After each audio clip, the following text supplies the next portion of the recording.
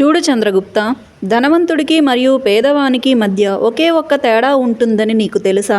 వారిద్దరి మధ్య తేడా డబ్బు. కానీ ఇక్కడ నువ్వు తెలుసుకోవలసిన విషయం ఇంకొకటి ఏమిటంటే, పగలు రాత్రికి కష్టపడి పనిచేసేవాడి దగ్గర ధనం ఉండదు. ధనం ఎవరి దగ్గర లభిస్తుందో తెలుసా?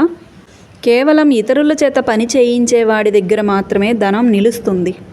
అతడినే ధనం వరిస్తుంది. అంటే ధనం ఎప్పుడూ తెలివితేటలు ఉన్నవారి దగ్గరకే వెళుతుంది. రోజంతా గొడ్డులా కష్టపడేవాడి దగ్గర ధనం నిలవదు. శారీరక శ్రమ చేసి సంపాదించేవాడు ఎన్నటికీ ధనవంతుడు కాలేడు. అంటే ధనం ఎప్పుడు తెలివితేటలు ఉన్నవారి వద్దనే ఉంటుంది. శారీరక శ్రమ చేసేవారి దగ్గర ధనం నిలవదు. ఈ సూత్రాన్ని నువ్వు ఎప్పుడూ నీ మెదడులో పెట్టుకో. నీకు సరిపడినంత ధనం కావాలి అంటే నువ్వు కష్టపెట్టవలసింది నీ శరీరాన్ని కాదు, నీ మెదడుని. అంటే నీ మెదడుతోనే నువ్వు పని చేయాలి. రాజు ఎప్పుడూ మెదడుతోనే పని చేస్తాడు, శరీరంతో కాదు. తన చుట్టూ ఉండే పరివారంతోనే పని చేయిస్తాడు. ఇది రాజుకు ఉండవలసిన లక్షణం. ఈ మాటలు విన్న చంద్రగుప్తుడు వినయంగా, గురుదేవా, మరి ధనవంతులు కావాలంటే ఎటువంటి లక్షణాలు కలిగి ఉండాలి? ఆ లక్షణాలను నాకు తెలపండి అని వినయంగా అడుగుతాడు. ఈ ప్రశ్న వినగానే చాణక్యుడు చిరునవ్వు నవ్వి, చూడు చంద్రగుప్త, నీకు వివరంగా వివరిస్తాను, శ్రద్ధగా ఆలకించు అని అన్నారు. చూడు చంద్రగుప్త, ఈ ప్రపంచంలో ఉన్న ధనమంతా పేదవారికి సరి సమానంగా పంచినా సరే మరలా కొన్నాళ్ళకి పేదవారు పేదవారుగానే మిగులుతారు. ధనవంతులు ఎప్పటికీ కాలేరు. ఎందుకంటే ధనవంతుడు పేదవాడు మధ్య వ్యత్యాసం డబ్బు కాదు, బుద్ధి మాత్రమే. ఎవరైతే తన బుద్ధిని వేగంగా పరిగెత్తేలా చేయగలుగుతారో వారు ధనవంతులు కావడానికి సమయం పెద్దగా పట్టదు. ఎవరైతే తమ బుద్ధిని, తమ మెదడును నిద్రపుచ్చి శరీరంతో కష్టపడుతూ రోజంతా శ్రమ చేస్తూ ఉంటారో వారు ఎన్నటికీ ధనవంతులు కాలేరు. వారు జీవితాంతం పేదవారుగానే ఉంటారు. ఎందుకంటే డబ్బు బుద్ధితో కలిసి ఉంటుంది, శ్రమతో కాదు. అటువంటి డబ్బును సంపాదించే మార్గాలను 7 సూత్రాలుగా నేను నీకు చెప్తున్నాను. శ్రద్ధగా ఆలకించి నువ్వు దాన్ని ఆచరణలో పెట్టు అని చెప్పి శిష్యుడికి చెప్పడం మొదలు పెడతారు చాణక్యుడు. చాణక్యుడు చెప్పబోయే ఈ నీతి సూత్రాలు తన జీవితంలోనే అత్యంత పరమ రహస్యమైన సూత్రాలు. ఈ సూత్రాలను ఎవరు ఆచరణలో పెడతారో వారు ఖచ్చితంగా ధనవంతులవుతారు.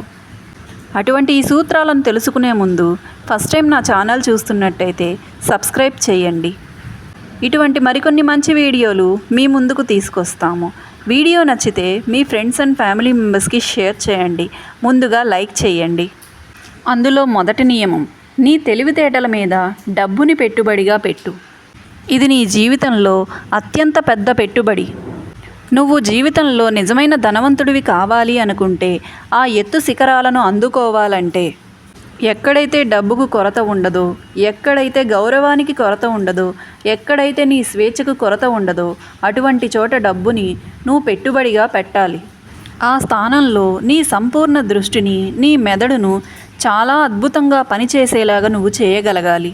నేను నీకు ముందే చెప్పాను, శారీరక శ్రమ అనేది మన నియమాల్లోనే లేవు. కేవలం నీ మెదడుకు మాత్రమే నువ్వు శ్రమ పెట్టాలి అని. చంద్రగుప్త, శరీరాన్ని కష్టపెట్టి పనిచేయడంలో తప్పు లేదు. కానీ అలా కష్టపెడితే నువ్వు ఒక పరిమితి వరకే చెంది అక్కడే ఆగిపోతావు. అంతేకాని ఉన్నత శిఖరాలను అనుభవించలేవు, అధిరోహించలేవు. కాబట్టి నువ్వు మెదడు అనే నీ గుర్రాన్ని చివరాఖరి వరకు పరిగెడుతూనే ఉండు. అలా చేయడం వలన నువ్వు ప్రపంచంలోనే అత్యంత ధనవంతుడివి కాగలవు. ఇక రెండవ నియమం, అవకాశాలు వాటంతట అవే రావు, మనమే వాటిని గుర్తించాలి. కాలంతో పాటు అవకాశం ఎప్పుడూ వస్తుంది, కానీ ఆ అవకాశాన్ని పట్టుకున్నవాడే ధనవంతుడు. అవకాశాలు ఎప్పుడు నీ కోసం తలుపు తట్టి నేను వస్తున్నాను అని చెప్పి రావు, మనమే సృష్టించుకోవాలి. మన చుట్టూ ఎప్పుడూ అవకాశాలు ఉంటూనే ఉంటాయి, కానీ దానిని గుర్తుపట్టగలిగే జ్ఞాపక శక్తి, మెదడు శక్తి నీకు ఉంటేనే నువ్వు దానిని జయించగలవు. అవకాశం ఎప్పుడు నీ నిజ జీవితం నుండే వస్తుంది. ఎదుటివారి నుంచి అవమానం వచ్చినప్పుడు, ఆర్థికంగా బాగోలేనప్పుడు, అయిన వాళ్ళు నిన్ను వదిలేసినప్పుడు, సంఘంలో నీకు కావలసిన గౌరవం దక్కనప్పుడు నువ్వు పాఠాలను నేర్చుకుంటావు. ఆ పాఠాలను నేర్చుకొని నీ మెదడును పదును పెడితేనే నీకు అద్భుతమైన అవకాశం కనిపిస్తుంది. అలా చేయకుండా నువ్వు దానిని వదిలేసి అలా ఏడుస్తూ కూర్చుంటే నువ్వు అక్కడే మిగిలిపోతావు, ఎప్పటికీ పేదవాడిగానే ఉంటావు. కాబట్టి ఇప్పుడు నువ్వు నాకు ఒక శపథం చెయ్యాలి. నువ్వు ధనవంతుడివి అవటం కోసం ఎటువంటి అవకాశం నీకు వచ్చినా దానిని గుర్తించి ఉన్నత శిఖరాలకు చేరుతాను అని చెప్పి నీవు నాకు మాట ఇవ్వాలి అని అడుగుతాడు. ఇక 3వ నియమం సమయం. సమయం ఎప్పుడు నీకు అనుకూలంగా ఉండాలి. ఆ సమయాన్ని నువ్వెప్పుడు కాపాడుకుంటూ ఉండాలి. డబ్బును నువ్వు శాసించాలే తప్ప ఆ డబ్బు కోసం నువ్వెప్పుడు తగ్గరాదు, దిగజారరాదు. డబ్బెప్పుడు నీకు బానిసవ్వాలే గాని డబ్బుకు ఎప్పుడూ నువ్వు బానిసవి కాకూడదు. అందుకే డబ్బు కన్నా విలువైనది సమయం. సమయం వెనక్కి తిరిగిన ఒక్క నిమిషాన్ని కూడా తిరిగి తీసుకురాలేదు ఈ డబ్బు. కాబట్టి డబ్బు కన్నా ప్రాధాన్యమైనది సమయం. నువ్వు నీకు దక్కిన ప్రతి నిమిషాన్ని, ప్రతి సెకనును వినియోగించుకుని ధనవంతుడి అవ్వటానికి కావలసిన సమయాన్ని కేటాయించుకుంటూ నిలబడాలి.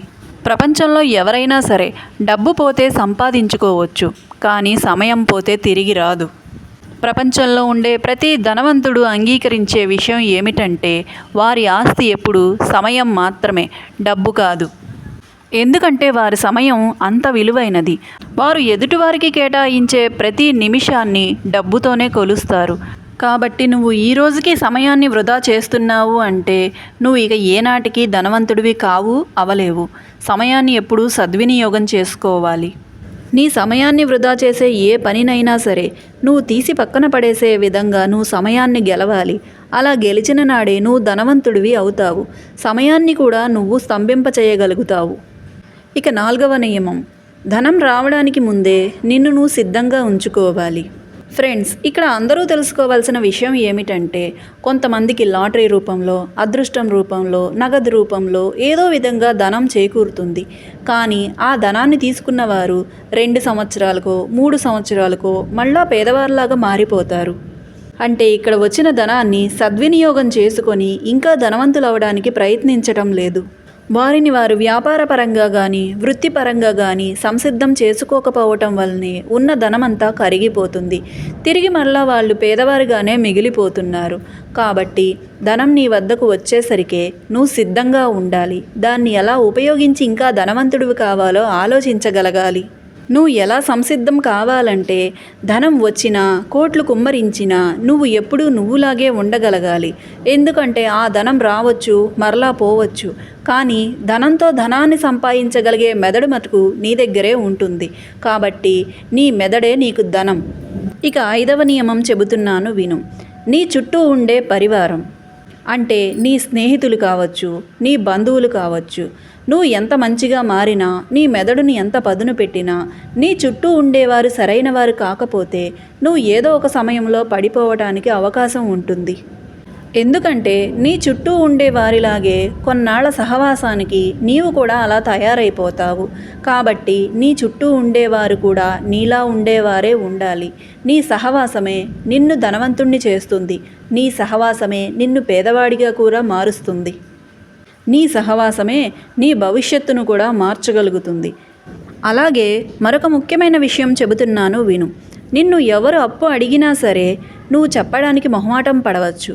కానీ వచ్చిన వారు నీ బంధువులు అవ్వచ్చు, స్నేహితులు అవ్వచ్చు. కానీ అప్పు ఎప్పుడు బంధాన్ని, స్నేహాన్ని దూరం చేస్తుంది, నిన్ను దిగజారుస్తుంది. కాబట్టి నీ వద్ద ధనం ఉన్నా అయిన వారికి కానీ, స్నేహితులు కానీ ఎప్పుడూ ధనం ఇవ్వరాదు. అలా ఇవ్వటం వలన వారు నిన్ను ఎప్పటికైనా దిగజారుస్తారు. నీ స్నేహం దూరం అవుతుంది, నీ బంధం కూడా దూరం అవుతుంది. కాబట్టి ధనవంతులు అవ్వాలి అనుకుంటే ఎవ్వరికీ అప్పు ఇవ్వరాదు. అందులోనూ బంధువులకు, స్నేహితులకు అసలు అప్పు ఇవ్వరాదు. మరి ఇటువంటి పరిస్థితి నుంచి ఎలా బయటపడాలి అంటే ఇక్కడ చాణక్యుడు 5 సూత్రాలు చెబుతున్నాడు వినండి. మొదటిది, అప్పు బంధువులు కానీ స్నేహితుడు కానీ వచ్చి అడిగినప్పుడు వెంటనే ఇస్తాను అని కానీ ఇవ్వను అని కానీ అనవద్దు. ముందుగా నేను వేరొక చోట పెట్టుబడి పెట్టాను, ఒక్కసారి నేను లెక్కలు చూసుకోవాలి అన్నమాట మాత్రమే మాట్లాడండి. వారికి 24 గంటల సమయం కూడా పెట్టండి. ఇక రెండవది, డబ్బులు ఇస్తే తిరిగి ఎప్పుడు ఇస్తావు, ఎలా ఇవ్వగలవు అనే ప్రశ్నని అడగండి. ఈ మాట ఎదుటివారి నిజాయితీని చెబుతుంది. ఎందుకంటే డబ్బులు ఇవ్వడం వలన బంధం తెగిపోవడానికి అనేక అవకాశాలు ఉంటాయి. కాబట్టి తిరిగి ఇచ్చేవారు నిజాయితీ గలవారా లేదా అబద్ధం చెబుతున్నారా అని మీరు తెలుసుకోగలుగుతారు. ఇక 3వ నియమం, సేఫ్టీ అడగండి, భద్రత.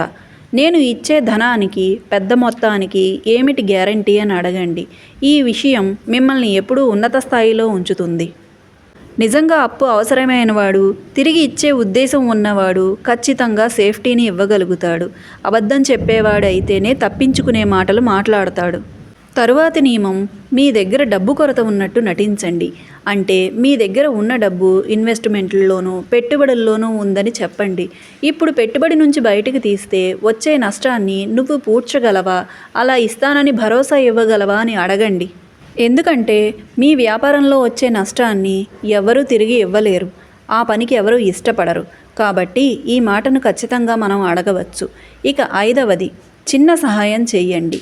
తను చెప్పినది నిజమే అయితే, అతనికి నిజంగా అక్కడ అవసరం ఉంటే ఈ డబ్బు ఇచ్చినా తిరిగి రాకపోయినా పర్వాలేదు అనుకునే చిన్నపాటి సహాయాన్ని అందించండి. అలా చేయటం వలన బంధాలు కానీ స్నేహాలు కానీ విడిపోవు. సో ఫ్రెండ్స్, చాణక్యుడు చెప్పిన నీతి సూత్రాలను విన్నారు కదా. ఇవి జీవితంలో ఎవరైతే అమలు పరుస్తారో, ఎవరైతే వారి మెదడుని నిత్యం పరిగెత్తేలా చేస్తారో, గుర్రంతో సమానంగా వారి మెదడుని ఉంచుతారో, అటువంటి వారు ఎప్పుడూ ఉన్నత స్థితికి వెళ్తారు, ధనవంతులు ఖచ్చితంగా అవుతారు. వీడియో నచ్చితే లైక్ చేయండి, మీ ఫ్రెండ్స్ అండ్ ఫ్యామిలీ మెంబర్స్కి షేర్ చేయండి. ఫస్ట్ టైం నా ఛానల్ చూస్తున్నట్టయితే సబ్స్క్రైబ్ చేసుకోండి. Thank you for watching.